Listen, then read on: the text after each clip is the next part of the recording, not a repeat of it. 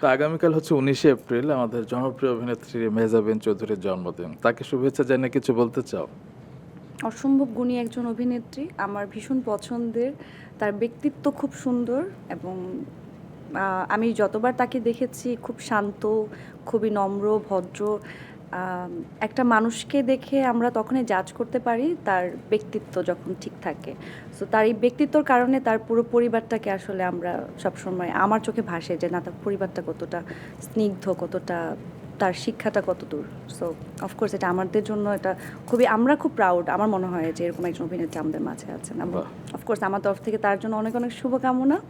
এবং সে যে জায়গাটা ধরে রেখেছে, যেভাবে আমাদের মাঝে এত ভালোবাসা পেয়ে যাচ্ছে, এটা যাতে সারাটা জীবন পায়। বাহ!